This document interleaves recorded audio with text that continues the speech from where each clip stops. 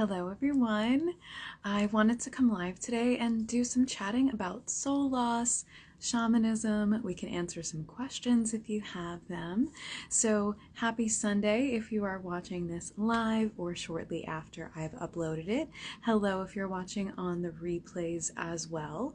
I have been doing a lot of work recently with soul loss and soul theft, which you probably know if you've been watching my chat and channel YouTube sessions, which I hope you will watch. There is a link in my bio to the chat and channel playlist.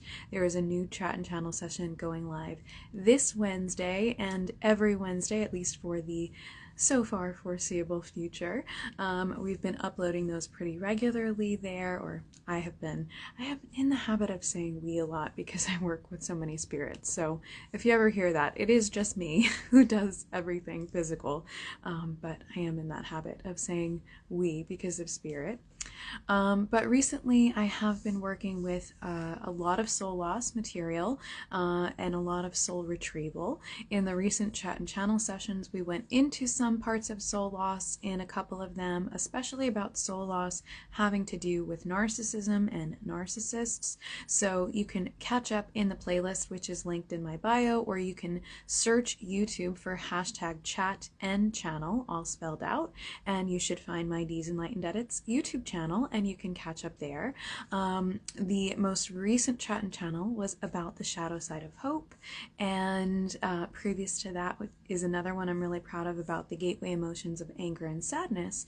And then before those we had several that we were discussing: narcissism, empaths, the empath narcissist polarity, and the soul loss phenomenon. So especially if you are an empath, especially if you have experienced narcissists or narcissistic abuse in any capacity, I really highly recommend those. We can deep dive on that energy there, and you may be introduced to some material that you've never experienced before, which is really what I wanted to focus a lot of tonight's talk on. But for those of you who have questions and are hopping on live, if you would like to do an Ask a Question mini reading in exchange for donation, you can do that as we are live. Sorry, not on the replay. If you're watching on the replay and you would like a session, you can visit my website, 𝑓𝇳𝋹𝓶𝓴, or if you're watching live and you want a full session, you can visit my website, 𝑓𝇳𝋹𝓶𝓴.com, which is also linked in my bio if you're watching this on Instagram, and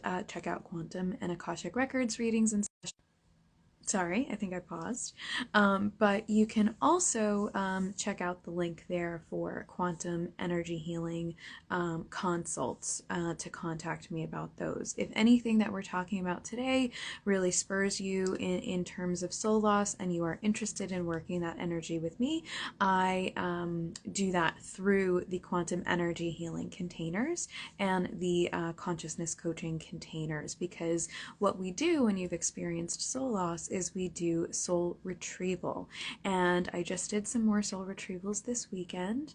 They have been very fruitful, and I've got to be honest with you, I really believe that it's linked into the current ascension, the collective ascension that a lot of us are going through, and that our collective is going through. I feel it's also linked in with shadow season that we're starting here in the Northern Hemisphere, with all the retrograde activity that we're having here astrologically.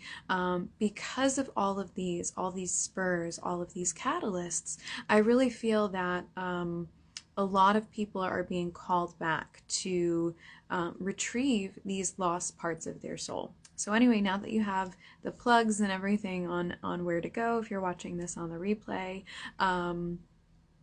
let's talk a little bit more about, as this is titled, soul loss and shamanism and retrieval, and sort of my perspectives on that. So in its most basic of terms, soul loss is when a part of your soul breaks off, disconnects, or distances itself from your usable consciousness. And that can happen in several ways. It can happen because of trauma. It can happen because of physical trauma or emotional trauma. So trauma is not exactly what you experience. Trauma is the way your body and your soul and your nervous system processes what you've experienced. So this can also be things like neglect, like abuse.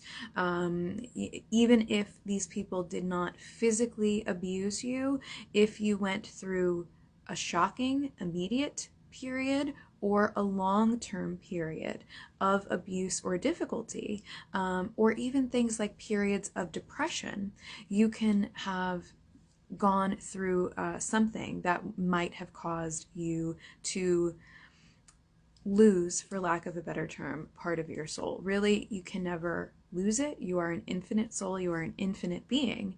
However, it can disconnect itself, fractal itself off, or distance itself from the parts of your consciousness and the parts of your body that are usable to you. So this is also where we have the phenomenon where a lot of people who go through something like an accident or go through something even like a surgery or something like that, or a very difficult, scary experience, even a near accident, can have that phenomenon where they go out of the body. So that is what's happening. That's something that our soul does and our psyche does to protect our body. But in soul loss, what happens is we don't necessarily call all of that soul and all of that consciousness back into our current usable consciousness or into our body. So this is also where you can have parts of the body that feel really disconnected to you. I know that I myself, before I did personal soul retrievals, I had a lot of difficulty on a particular side of my body. I actually felt emptiness. This is where you'll also get people in terms of depression, where they feel this emptiness, this lack part of themselves. And I really love the Jim Carrey quote where, as he's very much into consciousness and awakening, you know, he's explained it as depression is your avatar, you know, telling you that you're tired of this story, which I do find true. However, sometimes depression can mimic soul loss, or they can go hand in hand. So if you have been struggling with depression for a long period of time, if depression is your reaction to traumas that you've experienced, or your set point because of traumas that you've experienced, you may have been going through these periods of soul loss. And soul loss and soul retrieval is something that we deal with in shamanistic practice, which I also want to talk about shamanism a little bit. But basically, a soul retrieval is the practice of retrieving that lost part of your soul back. It is also more... Sorry, I apologize about the pausing. One more intentional pause because I want to switch to the cell phone. So also, the retrieval is more complicated than just retrieving back that lost part of the soul, because with an experienced practitioner like myself, you will also be dealing with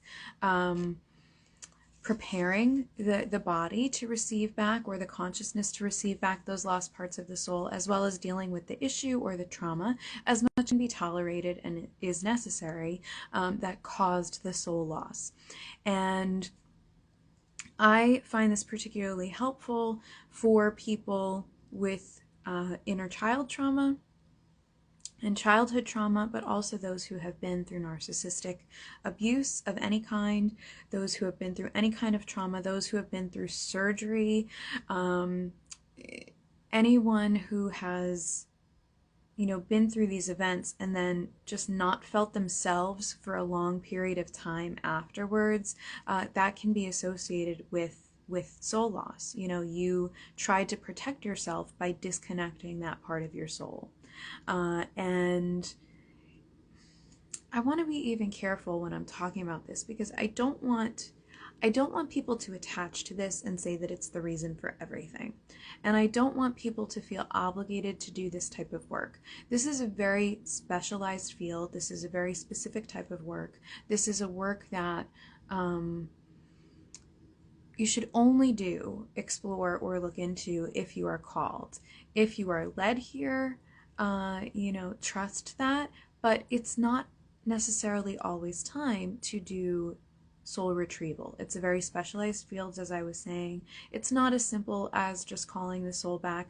You know, you really have to make sure that you are preparing yourself to be a safe space and safe container for that part of your soul again. There is a reason it disconnected, and there are a lot of neural pathways and parts of your psyche that formed around that part of your soul being lost. There is also a phenomenon known as soul theft, which I have been diving into, which there's not a lot of material on, quite frankly, where sometimes there are certain individuals or experiences that attempt to, or in some cases, take a part of, hello, this is my cousin. So there are some cases where a person or an energy attempts to latch on to and take a part of your soul and, you know, contain it. It's not usable to them. This very often happens in cases of abuse.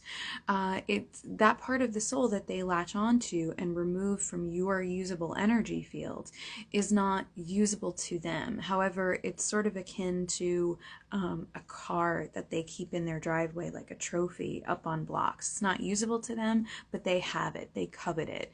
And so, you know, that can be another case of intertwining a lot of different type of work with the retrieval, where we are distancing and detaching from the individual who performed that on you and your energy fields. And we're doing that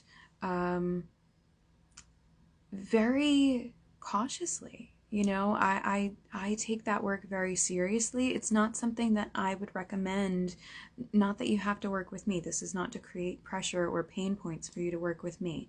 But I would not personally recommend that inexperienced people dive into this work by themselves, because it can be such a minefield to work with different areas of not only calling that soul back or disentangling it from a soul theft phenomenon, but also, like I said, preparing the body, preparing the spirit to receive that back, understanding why the soul fractaled or went through that trauma in need to separate, healing those parts and those childhood traumas. So I do a lot of timeline work with people about, you know, really accepting the emotions and integrating them differently, and speaking to those parts of ourselves that have been ignored or distanced. So inner child work I'm hugely passionate about in doing this. And even if we are doing a soul retrieval for a past life trauma or something like that, for those of you who are in resonance with past life work,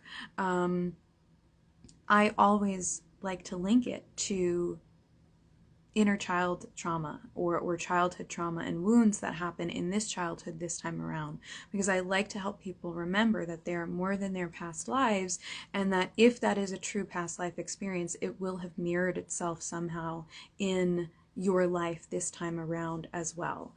So that's how we know that we're really working with the Akash and with your spirit and things that have been lying dormant in you or part of you all along.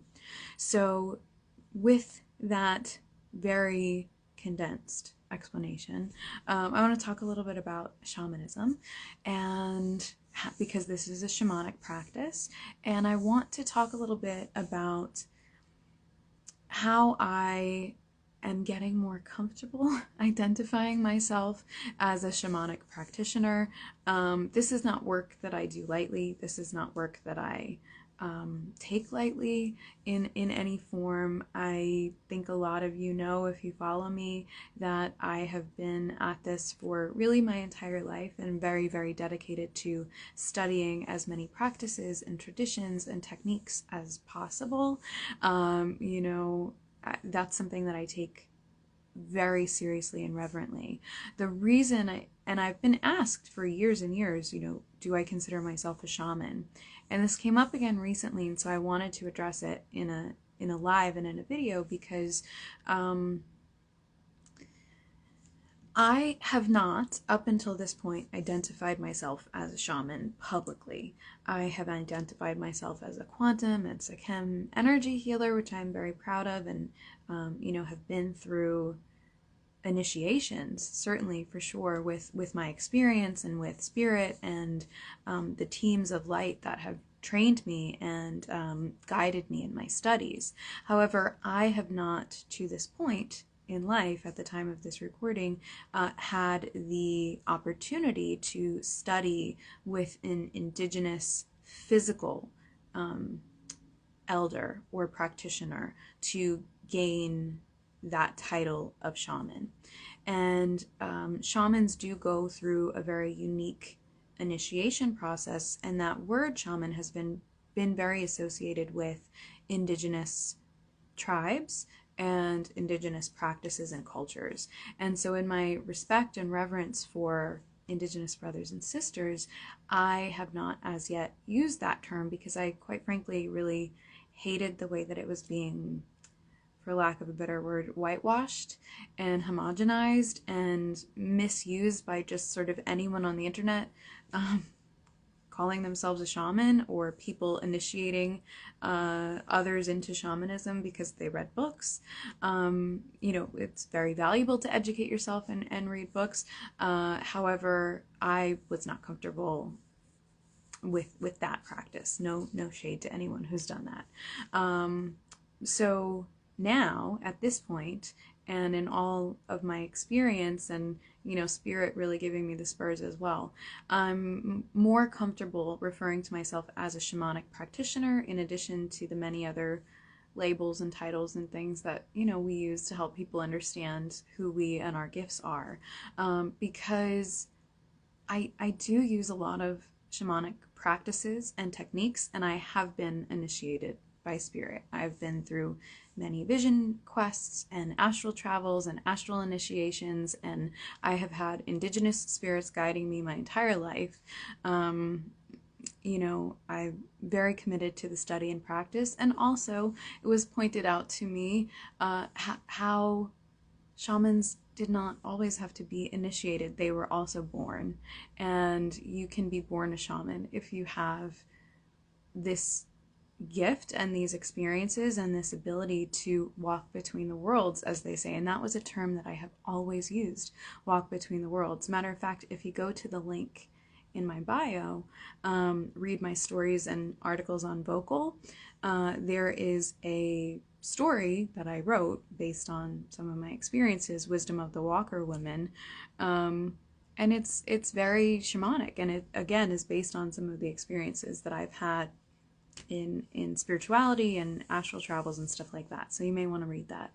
But I very much do believe and am ready to accept and talk about publicly that I was born this way, and it very much is a part of my born gifts. I've always said that I'm a natural born medium and channel, and have gotten more comfortable with talking about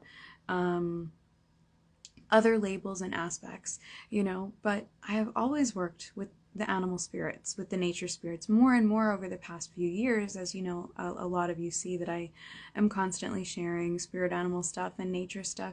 And the reason I do that is because I love it and I connect with them, but also because that I work with a lot of different religions and a lot of different pantheons and a lot of different modalities and traditions.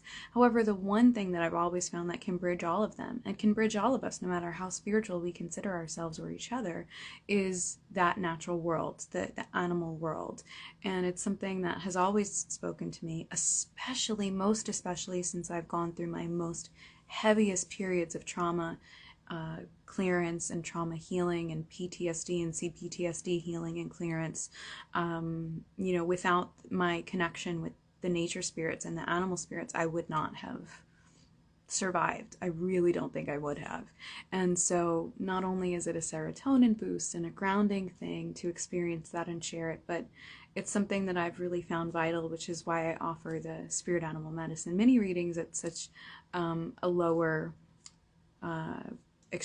energy exchange rate than my other sessions, because it's something that is I find has been valuable to everybody, and that I really like to have out there as an option to help people connect and have a guide and have an animal that's in their corner.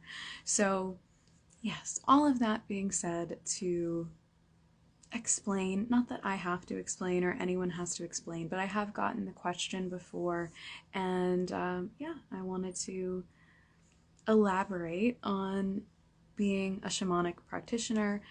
Shamanism can look different for everybody. There are more Celtic-based traditions in shamanism. There are Latin American traditions in shamanism, as well as indigenous. Really, every culture in the world has a different form of shamanism. For me, like pretty much everything I do, it's very much a blend of all of the cultures that I have studied and experienced with and gone through initiation with in the spiritual ways that I have. And it's really been a blessing and an honor for me to do that, especially because of the internet. I think it's up to 19 countries that I've been able to reach people and read or work with you guys in different countries up to this point throughout the years. And you know, having that wide vantage point to work with really any tradition that will suit you and your soul or your ancestors or whatever is needed, I have found the most valuable. So although sometimes it does get tedious to continuously be studying, it's something that I've really found value in, because spirits never guided me wrong in terms of, you know, studying something that seems foreign and then it'll show up for someone that I'm meant to help. So anyway, if that's you, I would like to let you know and invite you that I am doing more of these soul retrieval spots in my shamanistic and quantum energy healing work, and you can use the link in my bio or on my website about contacting me for quantum energy healing. If this is calling you, if soul loss feels like something you've been through, I will make more chat and channels on this, by the way, so tune into my YouTube channel on Wednesdays for those. And feel free to also request a chat and channel subject if you like. But if this is calling you, I have a few slots that I do of this per month. It is at a higher price point and investment point because we are going to be going very deep, and we do a lot of extensive work. We do timeline work in this, and if you're called to another aspect of energy healing beyond soul loss, you can use that same link as well. Every package is customized based on your soul and your soul's needs and goals at this time. So I would be very pleased if you are one of the people whose soul is calling them back to do a soul retrieval. If you are vibing with me and you would like to chat and see if it's right for you, use that link and contact me. We will set up a time to talk and talk about a custom package for you. Of course, you can purchase a quantum or Akashic Records reading with me or the spirit animal medicine readings anytime on my website, 𝇳𝓹𓓴designs.com. However, like I said, for energy healings, and like I've said before, I build the containers for those because I also liken it to doing surgery where you need aftercare visits in some cases, or you need support as you integrate the healing and the retrieval and the information that you have received. So that is the way that I do those. And if you have any questions, you can feel free to reach out and ask me in the comments or in DMs or through the contact forums. I would be very pleased to answer those. I'm curious how many of you, after hearing these brief explanations of soul loss and soul theft, feel that you have experienced this, because I think a lot more people than currently recognized have experienced this. And you know, surprisingly, a lot more people in the spiritual fields have experienced this as well without being introduced to it or knowing that this is what they were experiencing. So for me, you know, personally, to use myself as an example, I had a lot of issue with this around traumas that I experienced. And even though I grounded and did so many different healing practices every day and was so connected with my higher self and consciousness and spirit and deity and all the things, there were just some things that could never click. There were some things that still felt empty or had trouble receiving sometimes people have trouble doing. It depends if you have masculine energy soul loss or feminine energy soul loss, you know, which part of you is experiencing that. But if you find that you're going through a lot of the same issues over and over again, it could be a pattern that we could energy heal and clear. But it could also be that the part of your soul that would help you heal that pattern or bring it full circle and stop it is distanced, especially if you don't feel like yourself, or if you've felt really disconnected from your emotions. A lot of people with CPTSD or PTSD are actually facing soul loss, and it's coming out in physical manifestation or psyche manifestation as PTSD, because you know, that's our medical explanation. But if it's taking you longer than you think it should to feel more like yourself again, or to adjust to the new version of yourself after big changes or after traumas or after grief in life, you know, explore and ask yourself, and maybe do a stream of consciousness journaling if you have experienced soul loss. And you can do your own research as well. I will, like I said, be trying to create more content around that. If you are interested, let me know. But if you've experienced dissociation, or especially if dissociation is a habit for you, or if emotions are difficult for you, could have been experiencing soul loss. And I felt really called to say that because even people that you wouldn't think have experienced this or are very, very high level, I have found this work to be beneficial, and that's all I'm going to say about that, because I value everyone's privacy. But it's positively surprising to me how good this feels to do, and how much this helps even people that are very, very learned in these areas. Of course, we should always be open to learning more, but I know that for myself, this was something that I didn't consider enough until it was really, really pushing me and staring me in the face like, yeah, instead of constantly trying to upkeep something or redo something, you know, look at the fact that the root cause could be this. And until you're ready, like I said, it's not something that I would attempt. But if you're feeling interested, please explore it. And I would be honored if you would explore that with me, because this is currently what I'm most passionate about. I really also am passionate about doing this with those who are recovering twin flames or recovering from narcissist recovery.